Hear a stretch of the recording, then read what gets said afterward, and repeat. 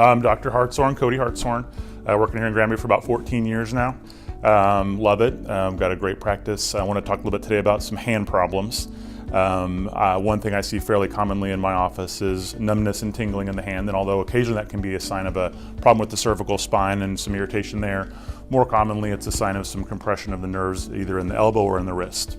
The two that I think are the most common and helpful to know about are carpal tunnel syndrome, which occurs in the wrist, and cubital tunnel syndrome, which occurs in your elbow. Both of these problems are usually anatomic. There's a problem with blood supply to the nerve, and so the nerve causes numbness and tingling. One of the most important things you can do if you're going to come in to see me for that problem is to pay attention to those symptoms. The distribution of those symptoms in the hand is often very telling and almost even better than a workup to figure out which nerve could be problematic.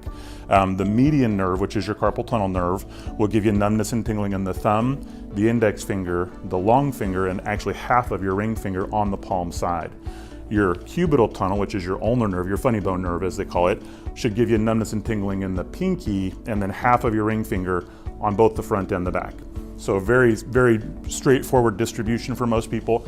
There are sometimes some weird symptoms up into the arm or things that aren't straight out of the textbook, but for the most part, those symptoms can really help you kind of narrow down on what it is. And you can actually have both. So one of the common things I see is people say, my whole hand's numb. And I'll say, well, when it's numb, just kind of check and see. And usually if you'll feel that pinky and it's not numb, that'll kind of give it away. Treatments for those problems are often dictated by whether you know what's causing it or not. If you have an activity or a job that requires you to do repetitive things, you'll sometimes have that be the source of the compression, and if you can modify those activities, symptoms can be tolerable. We do bracing a lot of times at nighttime, the wrist with a splint, the elbow with just a towel to kind of keep it from bending. Taking anti-inflammatories can be helpful. There are some stretches out there.